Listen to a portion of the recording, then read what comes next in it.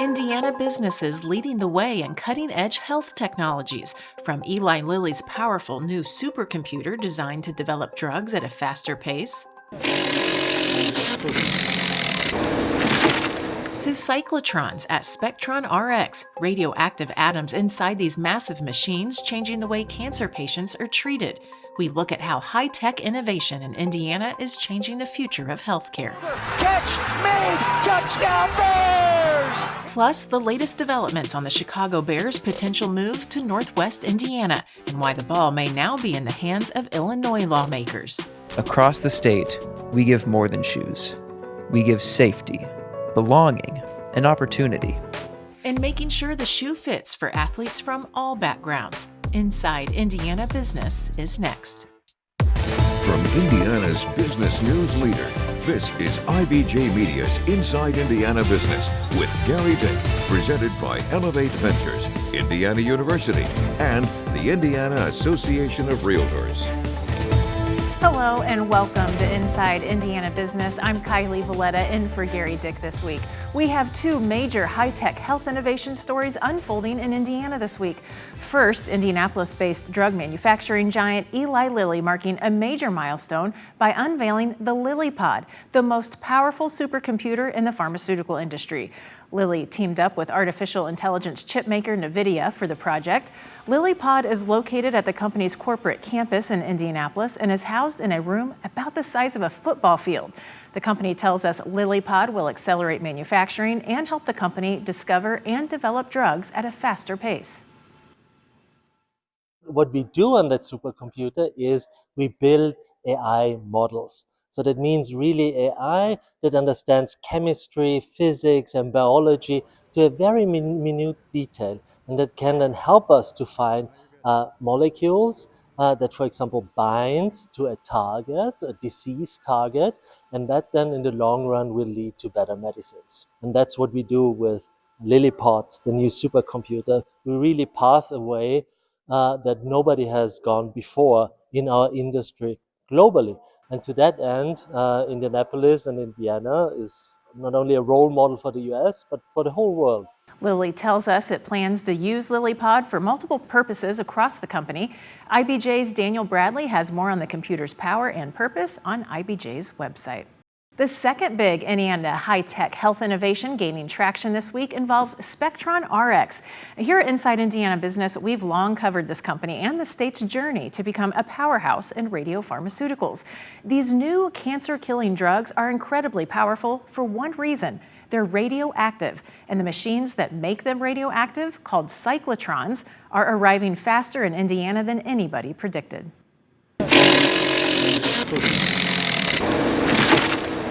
These monstrous machines, called cyclotrons, are being unboxed in Bunker Hill at a rate for the record books. Indianapolis-based SpectronRx is a contract manufacturer for radiopharmaceuticals, mostly new cancer drugs, attracting billions of dollars in investment, and they're born inside a cyclotron. Just a few years ago, Spectron thought its 2 cyclotrons in Bunker Hill would get the job done, but the tally will soon be 12. Maybe even more. If someone would have told me in 2021 that we would put 10 cyclotrons in, I would say that I can't say what I would say, but yeah, I would be surprised, shocked. I never thought I would do this. That's because radiopharmaceuticals have just recently advanced from being used only in imaging to diagnose conditions to now being able to treat disease, mostly cancer. Using radiation to fight cancer is nothing new. Traditionally, a radiation beam passes through the body, which can also damage healthy tissue near the cancer target. But radiopharmaceuticals are different. Just a few radioactive atoms are injected into the patient, and they go only to the tumor. It's hard to grasp, right? Because you can't imagine seeing a few atoms, but that's the great thing about nuclear medicine. Because instead of flooding the body with chemicals or a large beam of radiation, we're able to take just a few atoms, get it with the right drug, that drug drags it right to the tumor, and then that tumor is destroyed. And those radioactive atoms are made inside these massive machines. This cyclotron came all the way across the ocean from where it was made in Belgium. Travels around in a circle, it keeps going around and around and around. We got the rare opportunity to see inside a cyclotron. which weighs around 30 tons. That's the equivalent of about 15 cars. These massive magnets are most of that weight. They're incredibly powerful and accelerate the particle to ultimately make it radioactive. When they are running, it is dangerous for humans, and so what we do is we put them in a concrete vault, is what we call it, and anywhere from 6 feet to 9 foot thick walls, and then we'll have a maze that switches back on itself 2 or 3 times to get in there, and that shielding allows us to be able to stand right next to the cyclotron vault itself and not be harmed. And this is not a short process. The atoms have to be accelerated in the cyclotron for weeks. And here's the ultimate irony. When these massive machines are done with their work, the product, the radioactive atoms, are about the size of a single grain of salt. And that grain of salt can be divided to treat up to 100 patients. Tiny atoms ready to attack tumors. Now that we're in therapeutics, now that Big Pharma is interested, now that we're changing lives, it's just so exciting to be a part of it. Just grateful to be part of it, quite frankly. The success of the drugs explains why the cyclotrons just keep coming, and no place is putting them in faster than Indiana. For the industry, it's one of the few times, there's a couple other instances in history, but there's a few times that this many's been put in the same campus at the same time. 2, 1. Recently trademarked as the radiopharmaceutical capital of the world, Indiana has the largest cluster of radiopharmaceutical companies in the country. The $6 billion U.S. radiopharmaceutical market is projected to triple in the next 10 years. Meaning these monstrous machines will be staying busy in Bunker Hill, producing just a few atoms at a time. Packed inside special radiation-dense containers, these are precious building blocks for the most cutting-edge cancer drugs. We can either use it locally here in Indiana, even in our Bunker Hill facility, or we ship it around the world. So we ship to Australia, China, this material all the time. This is something that truly could change the world, and I think is definitely changing people's lives and their families' lives on a daily basis. And SpectronRx says radiopharmaceuticals are like melting ice because the radioactive materials expire within days or even hours. Being near the Grissom Air Base and the FedEx facility in Indianapolis helps get the medicine to patients quickly. Still ahead, catching up on the Chicago Bears and the team's potential move to Northwest Indiana. We'll have the latest on the battle over the Bears. Illinois lawmakers making moves to keep the team in Chicago, while Indiana lawmakers offering Hammond as an alternative.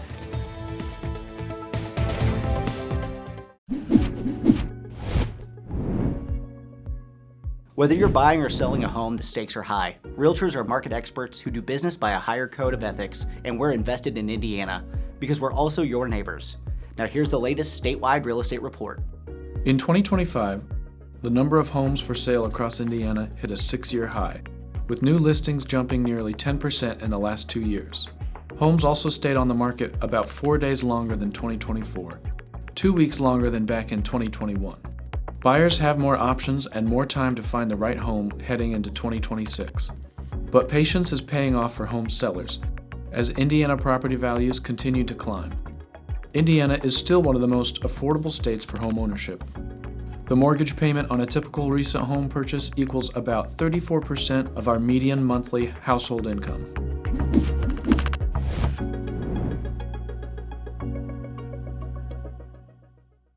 Today, you either innovate or evaporate. We are accelerating the pursuit of progress. From the foods we eat to the heights we soar, because this is Indiana, the innovation capital of the world.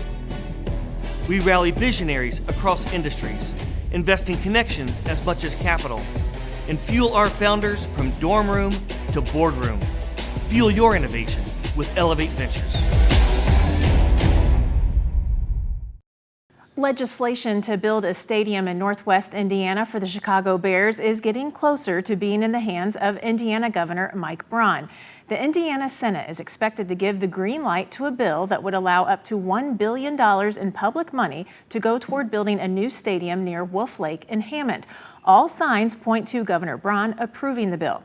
Across the border, an Illinois House committee is holding a hearing on a bill that would lock in property taxes at the former Arlington racetrack, which the Bears own. That measure is considered critical to Illinois' effort to keep the Bears in the state of Illinois.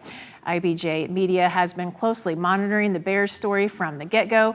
IBJ editor and assistant publisher Leslie Weidenbender joins us with more. Leslie, thanks for coming to the show today. Absolutely, always enjoy it. All right, so even though that legislation may have moved forward since we record our show on Thursday, let's break down what could be next. Give us your take on the chances that Hammond could snag the Bears. Well, I think there's still a good possibility, but I don't think there's any doubt that the Bears would prefer to be in Illinois. I think if they can work out a deal to be in Illinois, that's where they want to be. They don't want to be the people who move the Chicago Bears to Indiana.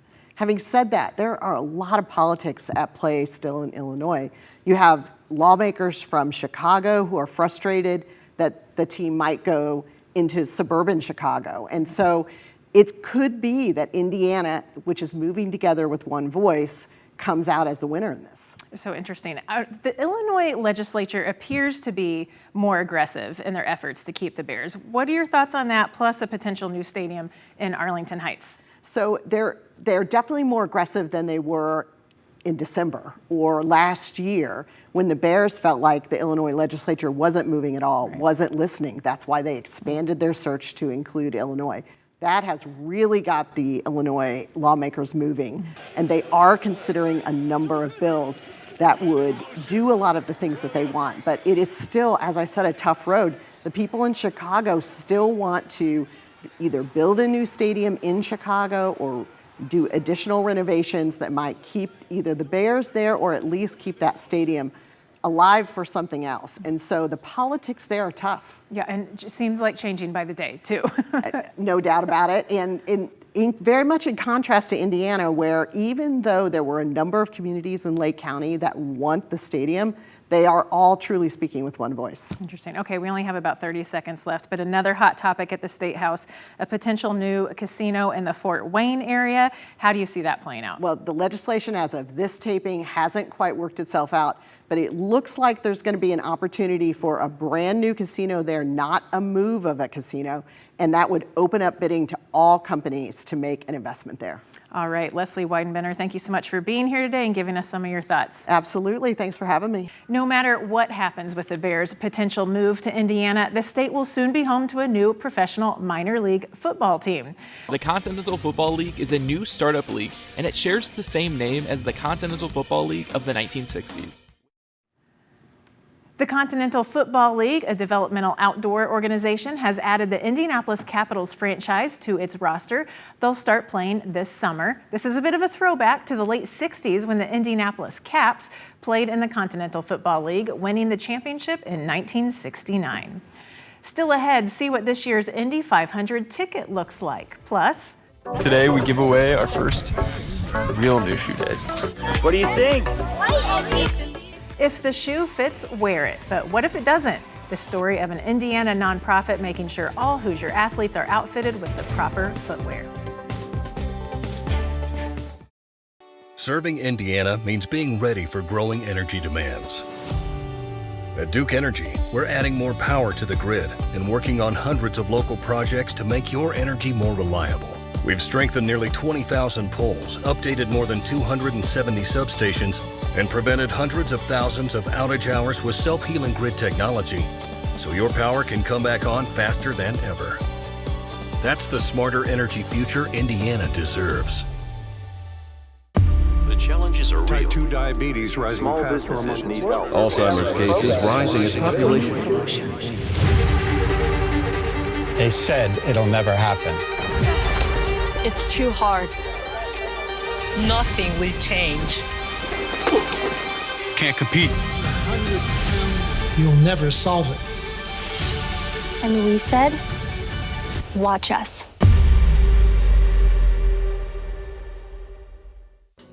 Been a while. What have you been up to? Oh, you know. Oh, I see it's not flossing. I just added some secret weapons to my toolkit. Huh? They help me drill down further, digging deeper than I ever could before. Into my business and personal finances with Lake City Bank Digital. Oh, yeah, totally. Now let's take care of that tooth. Add sharper tools for your money with Lake City Bank Digital. You are all set, Brian. I'm Devin.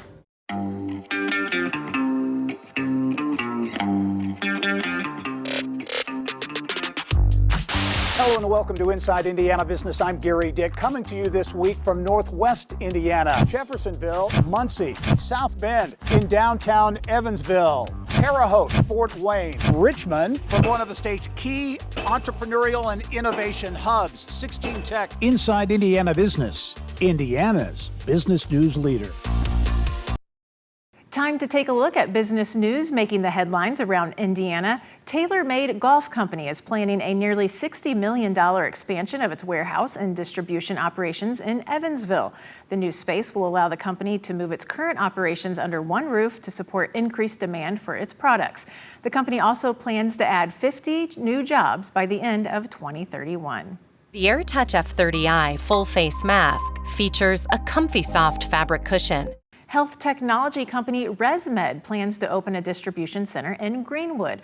ResMed's $30 million project is expected to bring 100 jobs to the Johnson County community and will distribute products that treat sleep apnea, chronic obstructive pulmonary disease, and other sleep and breathing related disorders. This is the company's third distribution center and is expected to open next year. Tipton County-based Functional Devices, Inc. is now owned by a private equity company. Functional Devices specializes in power control products used in places such as data centers and healthcare settings.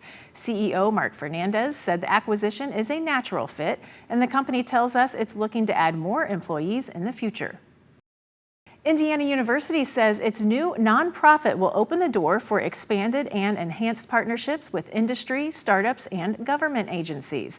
The IU Inc. umbrella organization includes 3 subsidiaries that will serve the university's Launch Accelerator for Biosciences, Applied Research Center, and real estate ventures. IU President Pam Whitten tells us the nonprofit will serve as a front door for partners looking to connect with the university's $1 billion research enterprise. It'll strengthen our ability to move at the speed of industry, right? To really drive economic growth and competitiveness in Indiana by bringing new ideas to market and into communities as well. And so, it's also, frankly, it's also going to enhance our university's ability to compete for large-scale research projects. IU Inc.'s goals include creating new and sustainable forms of revenue streams that can be reinvested into the university's academic mission. Mammoth Solar is teaming up with Purdue and solar technology firm NextPower to study how large-scale solar farms can double as productive farmland. A dedicated 40-acre research area will allow Purdue researchers to study crop production, livestock grazing, and more beneath and around solar panels. By the end of this year, the Mammoth North Solar Facility is expected to host around 2,000 sheep. We are going to keep prime farmland under production, both for energy and food production, in a better way, healthier way, and having better soils for the future. Purdue researchers say the goal is to better understand how integrated solar and agricultural systems can improve rural economies. And robots in farm fields making a big impact on Indiana agriculture. West Lafayette-based Solymphatech, which focuses on AI and robotics in agriculture, is experiencing rapid growth. The company reported a 243% increase in coverage last year compared to 2024. The Solix robot continuously monitors crops and performs targeted herbicide application at the plant-by-plant level. It's hard to believe, but we're less than 100 days out from the 110th running of the Indianapolis 500. Defending champ Alex Palou unveiled this year's ticket design earlier this week in Fishers. I think it's the best pictures that I've ever got with them, and it's super special to have it on the ticket, so really cool. Is not only the defending 2025 Indy 500 champion, he's also a 4-time winner of the NTT IndyCar Series. Ticket sales for this year's race are on track for a potential sellout. The IndyCar season kicks off this weekend in Florida at the Firestone Grand Prix of St. Petersburg. Dave Calabro, a familiar voice at the Indianapolis Motor Speedway, is launching a new podcast on IBJ Media. It's called Playmakers with Dave Calabro. He kicked things off with Indiana Fever legend Tamika Catchings. Hi, everybody. I'm Dave Calabro. We got something new cooking for you. It's called Playmakers. It's a new podcast. I'm going to do it twice a month. Stars are going to be on the show like, look who's here. It's Tamika Catchings. Good to see you, Tamika. Thanks for having me. I'm so excied to have you as my first guest on Playmakers. Well, Are you ready for it? I'm always ready, and I'm glad to be your first. Hey! When you think about Playmakers, it's all about you, the WNBA, what you're doing in our community, so I thought it would be fun to catch up on you and your career. Well, I appreciate it, and a lot going on, a lot of great things, so truly a blessing to still be here in Indy, rocking with the Fever, the Pacers, the Mad Noblesville, boom! Yes! And all the great things that we get a chance to do. Well, we got a lot of great things to talk about. Her career, we'll talk about the Olympics, we'll talk about her involvement in Indianapolis, her faith, and even some parenting tips from Tamika Catchings. It's all coming up on Playmakers, wherever you get your podcast. Hope you'll check it out. I'm Dave Calabro. Tamika, a big supporter of young athletes in Indiana. Some of them need solid footing before hitting the court or field, like properly fitting shoes. That's where Indianapolis-based nonprofit New Shoe Day is coming into play. Across the state, we give more than shoes. We give safety, belonging, and opportunity. Casey Krause is on a mission to empower Hoosier kids through a new pair of shoes and end shoe insecurity. He launched New Shoe Day in 2021 with a couple giveaways per year. Today we give away our first real New Shoe Days. So far, they've given away more than 10,000 pairs of shoes. Shoes are not the cheapest thing in the world. And so for the dozens and dozens of youth serving organizations that we serve, for them to be able to solve this problem at scale, it takes time away from them. What do you think? So what we're able to do is provide basically an outsourced solution where we know how to do it efficiently and accurately and on demand and quick and easy for the partners. New Shoe Days uses funds to buy shoes and leverages partnerships with distributors, retailers, and brands. Nonprofit works with corporate and community partners to conduct shoe giveaways for nearly 50 schools, nonprofits, and organizations. Last year alone, we did over 5,000, and we were not able to meet the demand that we had on the books. And we believe in the magic of a new pair of shoes.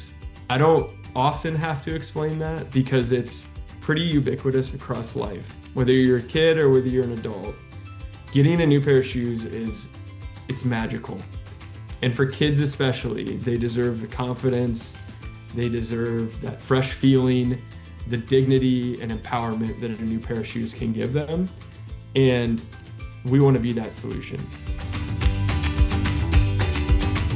New Shoe Day has delivered more than 10,000 pairs of shoes across Indiana since forming in 2020. Up next, new food options coming to Indiana's largest airport. We look at the main dishes on the menu, including the next generation of Hoosier cuisine, sprinkled in with a dash of some old-time favorites. More on what's in store for the Indianapolis International Airport when we return.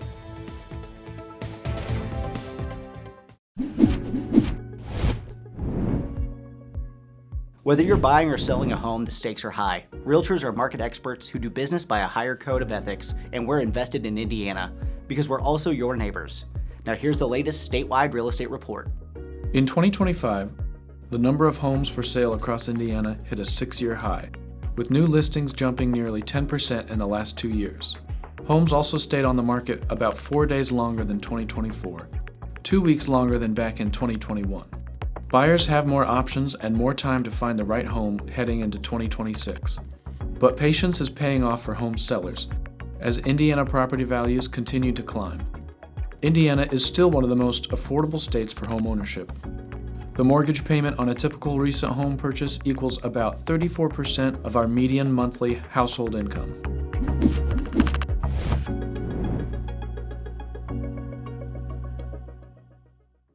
Serving Indiana means being ready for growing energy demands.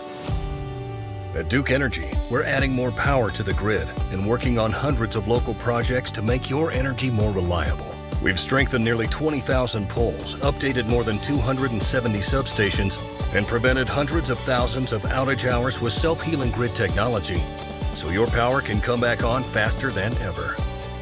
That's the smarter energy future Indiana deserves. Today, you either innovate or evaporate. We are accelerating the pursuit of progress. From the foods we eat to the heights we soar, because this is Indiana, the innovation capital of the world. We rally visionaries across industries, investing connections as much as capital, and fuel our founders from dorm room to boardroom. Fuel your innovation with Elevate Ventures. We are bringing the power of this to this with a new IBJ Media app. For the first time ever, you'll be able to get the Indiana Lawyer, Inside Indiana Business, and the Indianapolis Business Journal all in one place wherever you go. All across the state of Indiana, IBJ Media provides the news you need to know, and we're doing it now directly to your phone. To be a part of this, you can find it on your favorite app store. Just search IBJ Media. Welcome to Indianapolis International Airport, ladies and gentlemen. New food experiences coming for those touching down and taking off at Indianapolis International. Part of the airport's plan includes launching an incubator space showcasing Indiana's local cuisine. That space will be located in Civic Plaza, where more than 10.5 million people walk through every year. In addition to the new incubator space, the airport is adding 3 new well-known local names to its dining and beverage scene, including Liftoff, which is part of Speedway-based Daredevil Brewing, Java House Bistro, and a newly designed Ship Heroes are also part of the plan. All of this expected to open in 2027. A slice of the East Coast food scene is taking a turn into northern Indiana as the popular Cousins Maine Lobster prepares to roll into South Bend. The company's new food truck is expected to debut in the South Bend market in early March, marking its second location in Indiana, with a third one on the way set to open in Fort Wayne next year. Cousins Maine Lobster specializes in fast casual lobster rolls using live Maine lobsters caught off the New England coast. The company has come a long way since being featured on Shark Tank back in 2012, when it secured a $55,000 investment to expand to the West Coast. The Pantheon, a nonprofit co-working space and business accelerator in downtown Vincennes, has unveiled a new commercial kitchen space. The space gives food entrepreneurs an approved facility to legally prepare and package food products. The goal is to give businesses an affordable space to test their ideas and grow. I think there's a huge demand right now, especially within our Main Street businesses. We have lost 2 of our big anchor restaurants within our Vincennes Main Street. And so we see this need of new entrepreneurs and new food entrepreneurs specifically needing to be developed. There are rental options for those with a Pantheon co-working membership, as well as non-members, and those visiting the area for special events. The initial goal is to have 2 to 3 businesses using the space. And that's all for this edition of Inside Indiana Business. I'm Kylie Veleta in for Gerry Dick. We leave you this week with a sign that spring is really right around the corner. The Sandhill Cranes are flying back over Indiana after spending the winter in the South.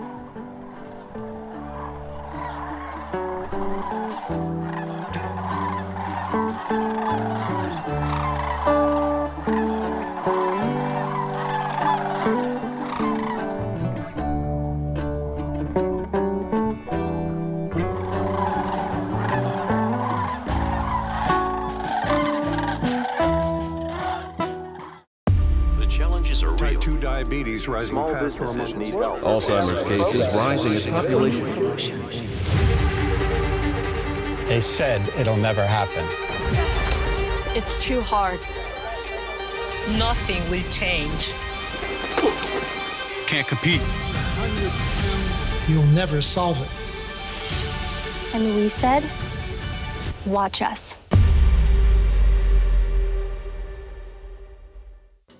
Been a while. What have you been up to? Oh, you know. Oh, I see it's not flossing. I just added some secret weapons to my toolkit. Huh? They help me drill down further, digging deeper than I ever could before.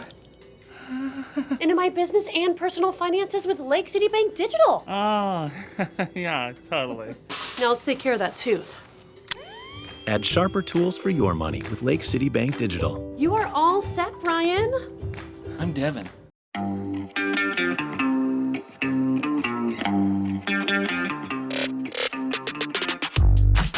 Hello and welcome to Inside Indiana Business. I'm Gerry Dick, coming to you this week from Northwest Indiana, Jeffersonville, Muncie, South Bend, in downtown Evansville, Terre Haute, Fort Wayne, Richmond, from one of the state's key entrepreneurial and innovation hubs, 16 Tech. Inside Indiana Business, Indiana's business news leader.